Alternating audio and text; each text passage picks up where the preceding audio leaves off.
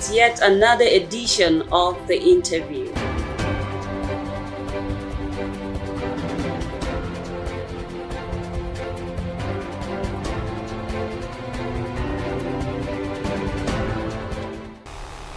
Hello there. Hello there. How are you doing? Welcome to Lina TV. Today, on the set of The Interview, we have a veteran in the studio on the set of The Interview.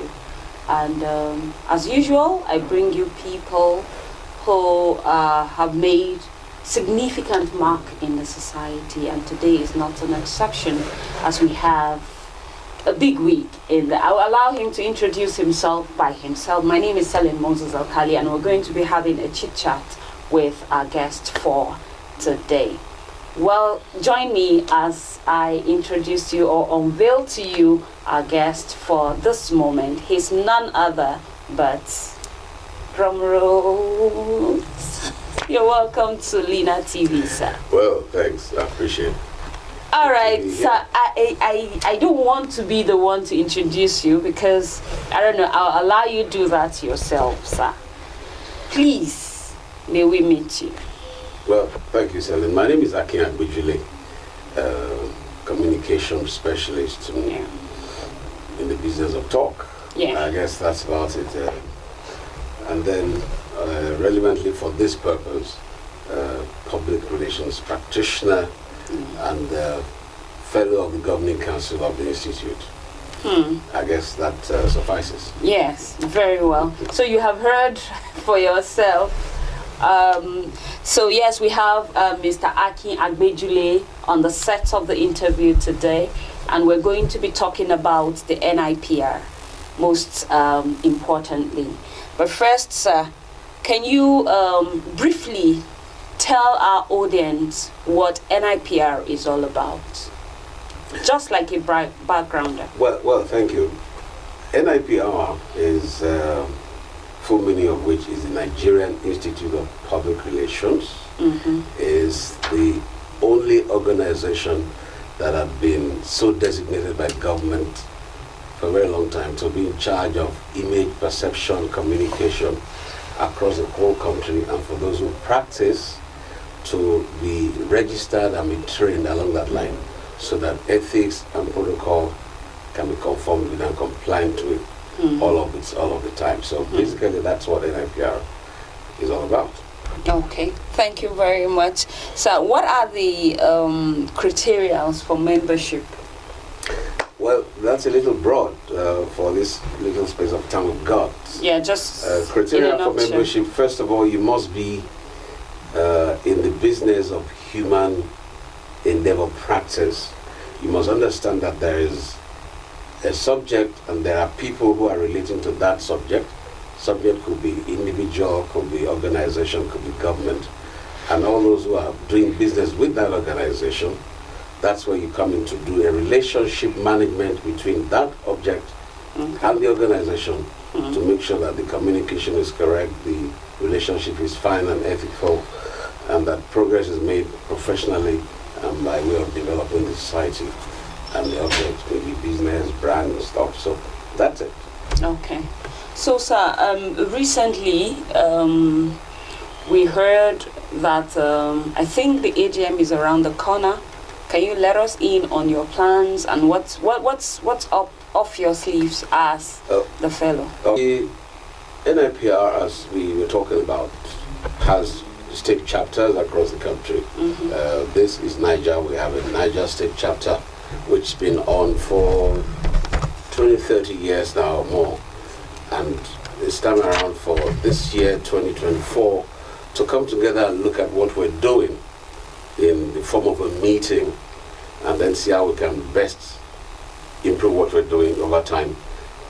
Pointedly, we want to also look at what government is intending to do now by way of the new Niger agenda and all the attendant details, to see how we can find those people involved in it and let them be rising up to their responsibility to deliver the agenda, and then to professionally package the communication bits across all of that chain so that we can get communication right, we can get development right, and we can get professionalism right. If you are doing a thing and it is not being projected by those who should do it, then you're not doing it right. So those are the two things we're focusing on at this period for the meeting of the EGM conference. Okay, next week. All right, talking about the new Niger.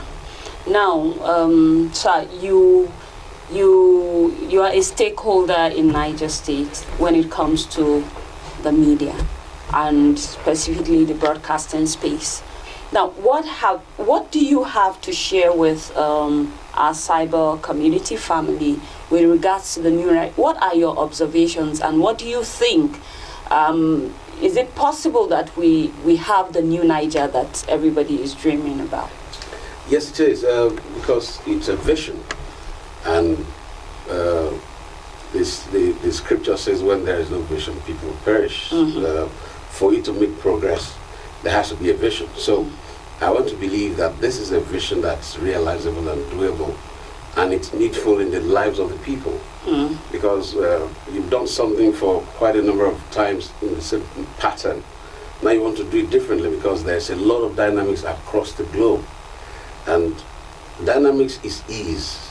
It brings more comfort, it brings more income, it brings more liveliness, and then you're talking about longevity and the rest of it. So all of that is what's going to be impacted by the new Niger that's been projected infrastructurally by way of society and what they build, and then the involvement of people in different kinds of professionals that they're doing. And then we want to believe that the environment will be a lot better, and there can be a lot more influx of people doing one thing or the other. That's as far as that's concerned. The cyberspace itself is in a state of flux as we speak. That needs to be tested. And then that's when you begin to articulate how it's supposed to be done. So the statutes and those who are involved in organizing and legislating must be up to their game to be sure that when the space is tested, they're able to meet it, to be able to regulate it and get the best out of it.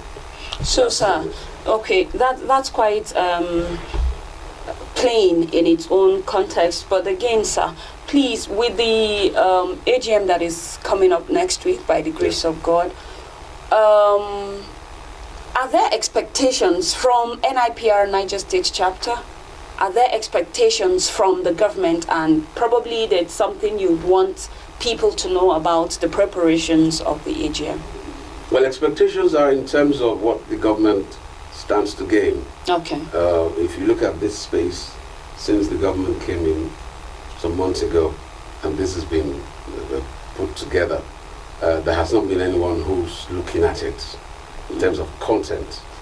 Then, again, we then look at what are the people going to gain, who are the stakeholders who will help, because it's a machine, it's human being who's going to make that work. And that's where we now begin to look at the stakeholders to say, this is your responsibility, this is where you belong, this is what you have to deliver, this is what you can gain. All of that is going to be articulated, because in doing that there is interaction and interrelationship that is human. That's where the public relations institute come in, so that we can ethically do the communication, and then we can professionally help those who are communicating to get it right. Government is busy thinking of policies and vision, but they do not have the expertise to communicate it. That's where we are.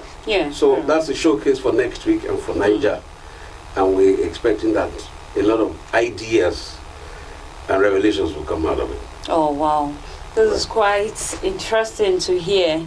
Now, as a way of wrapping up this short chit chat with you, sir, what basically, like a take home for everyone who is watching with regards NiPR and of course the new Niger, the Niger State as a whole, what message do you have for Nigerites? The message is that there are two ways to get a thing done. There is the authentic way, professional way, and there is the other way that is not professional. If you're sick, you need a medical doctor to get well. You could jolly well go the other way and look for someone else who's not a medical doctor. So, talking about getting communication and public relations done, you have to look for the professionals. And out there are a lot of people who are not professionals, who are quacks, doing stuff. Very well. So we need to really clean up the whole space of the quackery, and then get people who really know their onions, who can ethically deliver to be doing that job. So that's what we need to tell the people. Look for those who are professionally qualified and ethical in their standard and operations, and then you can get the results. So that's it. That's the final take home I think I can share with you guys. All right, thank you so much for honoring us. And that's where we draw the curtain on this short chit chat with Mr. Akin Agbejule. Do well to follow us on all our social media platforms on Lina TV 247, or you can also visit our website on www.linatv.com.ng. My name is Salim Moses Alkal. I'll see you again.